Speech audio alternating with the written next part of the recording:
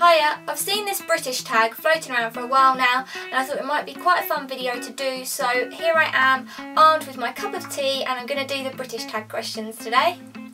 I've decided to have my cup of tea in a china cup and saucer because that's very, very British, and also my mum's side of the family is somehow, I don't really know how, distantly related to a company that used to make china, and for as long as I can remember my family have collected this china because it had their name on the bottom.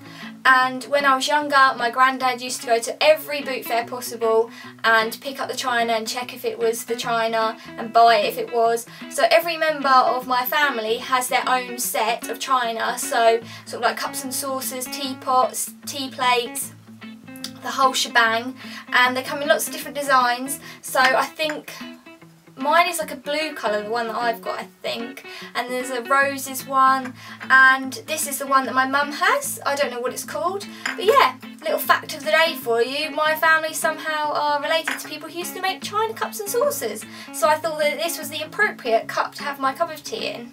The first question is, how many cups of tea do you have a day and how many sugars? Well, I am unlike the rest of my family. Most of my family have so many cups of tea a day. I would probably say I have one, if that. I only really have cups of tea if I'm sort of offered one. I don't say, oh, do you want a cup of tea? I'm not that person that goes up and offers. I just have one if someone else is making one. But probably maximum of like one a day. And I've been recently trying to drink green tea a bit more than ordinary tea because it's a bit healthier for you, it's got some health benefits and stuff.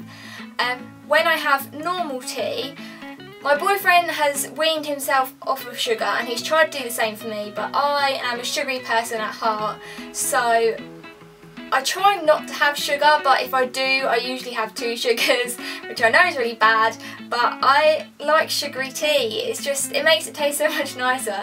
And the only thing that annoys me is if someone says, do you want a sugar? And I say yes, or like 1 or 2, whatever, and then they don't stir it. They literally put the sugar in and then just give 1 stir, and you can't taste the sugar until you get to the bottom, and it's like, what is the point in putting a sugar in if you're not going to stir it? So if you put a sugar in my tea, you have to stir it a lot, because otherwise, what's the point in putting the sugar in it, really? What is the favourite part of your roast? I've said this in vlogs before, I think, and if you haven't seen my vlogs then you won't know, but I have said it before, Yorkshire puddings are the best things ever. Like, it's worth having Sunday dinner just to have Yorkshire puddings because they're that good. They're like, oh, just dreamy. I don't even know how to describe. Yorkshire puddings are just the best. So my favourite part of the dinner. Oh, and my mum's potatoes, because my mum does them in goose fat, so they're really like crispy on the outside and soft and smushy on the inside. They're so good. So if you haven't experienced a roast, then you really, really need to, because it's like the best thing ever. I'm just gonna rave about roast dinners for now. What is your favourite dunking biscuit? Well, it's got to be a rich tea, because this says it in the name, rich tea, it's for tea. So yeah, I love rich teas. Really, people might think that's boring, but they just go together so well. I like the round ones, not the fingers. The fingers are too small, we want a big round one. It's just the ultimate terror when it falls in. Your favourite quintessentially British pastime? I don't know. What's really British to do? Talk about the weather? No, I'm joking. Maybe just going to the seaside and having an ice cream at the seaside? Is that really a British thing to do? I think it's quite a British thing to do. Have a 99 at the seaside, that's what mine's going to be. 99 at the seaside, and even better if it actually is 99p. Your favourite word? I've decided to look up British words, so a list of British words not widely used in the United States. That'll do, on Wikipedia. I quite like this one, argy-bargy, that's quite a good one.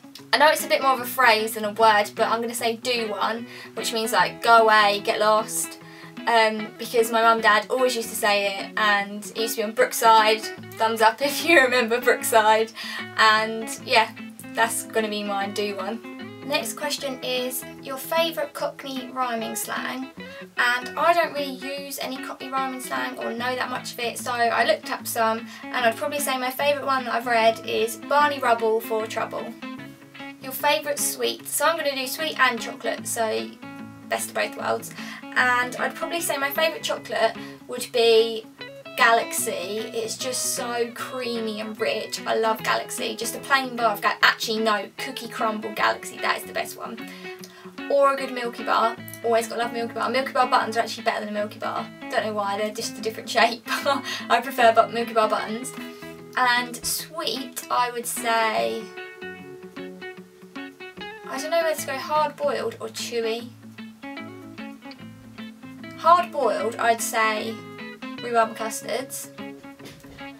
And chewy, I would say Tesco's own Teeth and Lips. You get 3 bags for £1 and I absolutely love those. I like getting as well the belts, like fizzy belts. I don't know if that's the actual name of them, but my favourite would be Teeth and Lips. So chocolate Galaxy, hard boiled rhubarb and custards, and chewy Teeth and Lips. So I know that's not one sweet, but oh well.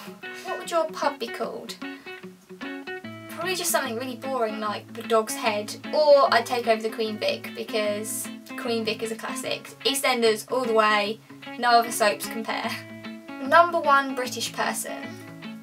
There's so many British people though. How can you pick just one?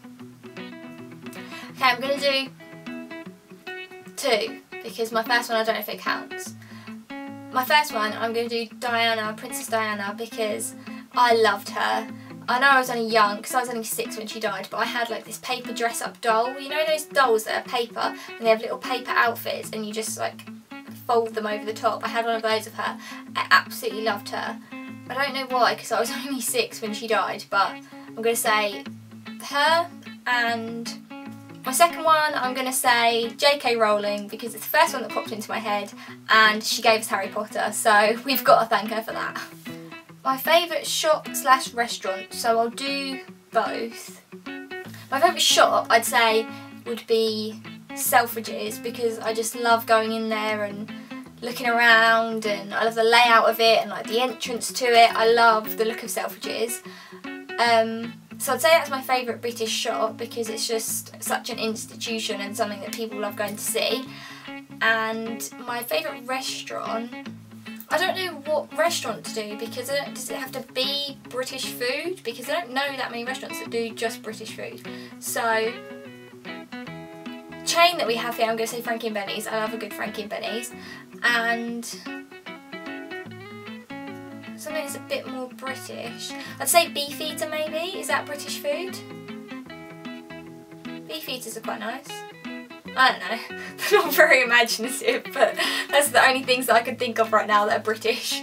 And even if they are British, they're probably not. They're probably owned by someone in a different country, but that's the best you're going to get. What British song pops into your head? It's going to be Spice Girls, the classics, probably Wannabe, the original. Spice Girls, yeah, because the Spice Girls were the one and no one has ever really compared to them, so Spice Girls Wannabe. Marmite, no, no. Flat out, no. No way, ever. It stinks. I can't understand how people can eat it, never mind like it, so Marmite, no. If you're going to put something on your toast, put I don't know, Nutella on it or butter, or the new stuff I saw the other day, spreadable Maltesers, because who doesn't love saying spreadable Maltesers?